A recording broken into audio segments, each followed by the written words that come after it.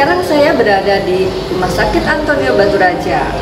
Letaknya di Jalan Garuda nomor 3, Desa Tanjung Baru, Oku, Sumatera Selatan. Rumah Sakit Antonio Baturaja ini salah satu karya pelayanannya adalah pastoral care. Ada dua sosok suster yang mendapat tugas keputusan itu, yaitu Suster Ria dan Suster Francita. Memangnya ada apa sih dengan pastoral care? Mari kita saksikan satu video ini.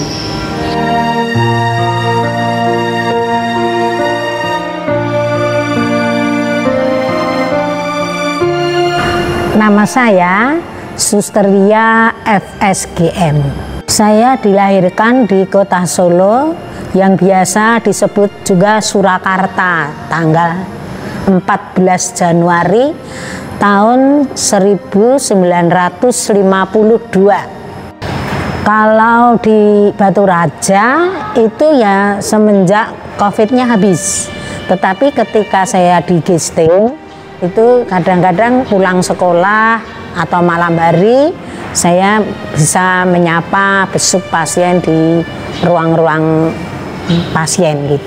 Tugas saya untuk bersama-sama dengan para pasien untuk mendampingi, memberikan semangat, motivasi, kemudian ya sedikit kadang-kadang kalau pasien itu misalnya sakitnya agak parah, itu menyiapkan iman mereka, bahasa Jawanya itu cecepak untuk sowan, itu dengan menyiapkan sesuai dengan iman mereka. Kalau itu Katolik, biasanya saya tanya, saya langsung berdoa di situ. Tetapi saya tidak menyapa ibu Katolik apa Islam apapun, tapi biasanya mereka juga ada yang minta didoakan. Ya, saya ikut mendampingi di situ. Keluarga anak cucunya itu kadang terbawa kesedihan, itu saya hanya mengingatkan kepada ibu atau anak-anaknya, Bu, sambil dibisiki, sambil ada yang mendoakan, ada yang bisiki di telinganya, segitu. Itu aja yang saya buat, karena saya nggak bisa berbuat sesuai dengan yang mereka imani. Dan yang membuat saya semangat itu saya merasakan cuplikan sedikit dari Injil. Ketika saya bertugas di persekolahan, memang bisa menyapa juga seperti yang sesuai dengan kurikulum yang ada. Tetapi ketika saya di pastoral care itu, saya bisa mengambil cuplikan, kamu memberi aku haus ketika aku haus, dan seterusnya. Itu dalam kitab suci saya nggak hafal, tetapi di situ yang sekarang ini, kamu memberi aku hiburan, kekuatan, menyapa. Memang saya nggak di penjara, nggak pergi ke penjara, tapi di rumah sakit inilah saya mungkin haus iman, haus teman, haus semacam kepingin butuh sapaan-sapaan, dan ingat kepada Sang Pencipta bahwa kalau usianya sudah senja, ya inilah saatku, saya harus pasrah, sumeleh, menyerahkan diri kepada Tuhan apapun imannya. Kalau itu yang sudah sepuh. Sukacita saya merasakan ini, pertama, saya dapat berbagi. Aku kok masih bisa menyapa mereka. Saya kok diberanikan dengan api Roh Kudus ini, dengan yaitu tadi kitab suci. Kamu diberi kesempatan untuk juga belajar dari situ. Aku nanti juga bakal ngalami seperti itu. Saya tidak mudah terus. Kalau saya pas masuk ke ruang anak, saya belajar dari kepolosan anak, lalu juga saya bisa masuk ketika saya masuk pas anak itu main HP, disitulah saya bisa masuk memberikan bukan nasihat, tetapi saran-saran yang terbaik, karena anak-anak ini juga biasanya ada sesuatu yang HP bagus, tapi ada yang mengganggu, entah itu kesehatannya, jatuh yang kebetulan, maaf ngomong itu, keluarga itu agak sensitif ya dengan imannya, dengan apa yang sudah tertanam di dalam iman mereka, itu kadang-kadang tidak mendapat respon yang sesuai dengan harapan itu.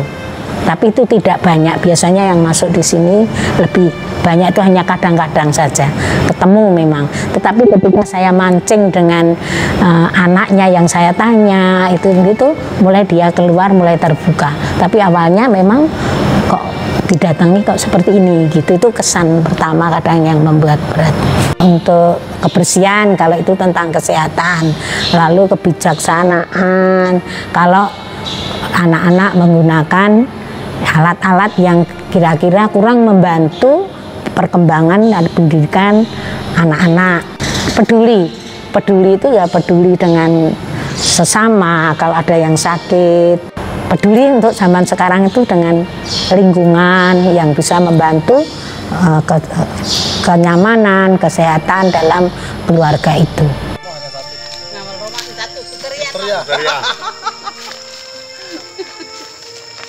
Tidak bisa tidak dengan Suteria. Iya. Ibu selamat siang. Ya, yang muda-muda itu ya punya kesadaran. Dari bijak sampai. Iya.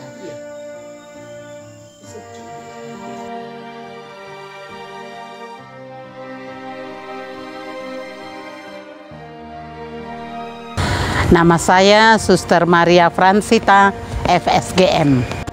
Saya dilahirkan di Flores, di desa Ndora. Di pastoral care saya sudah 5 tahun. Tetapi yang karena COVID 2 tahun sempat tidak bertugas, dan baru-baru ini saya mulai kembali melaksanakan tugas pastoral care.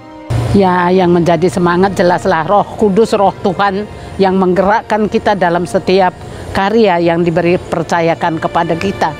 Yang kedua, semangat bahwa tugas apapun yang diberikan kepada saya laksanakan dengan baik, dengan gembira, dengan setia. Sehingga itulah yang membuat saya tetap bahagia dalam melakukan tugas apa saja yang diberikan kepada saya. Ya, setiap tugas yang diberikan kepada saya berusaha untuk melaksanakan dengan sukacita. Karena apa? Karena kita diciptakan untuk bahagia, sukacita, dan sukacita itu kita bagikan kepada setiap orang yang kita layani. Ada, yaitu tadi, misalnya saya dengan semangat mau bertemu orang yang sakit, ingin berbagi, orangnya itu nggak suka.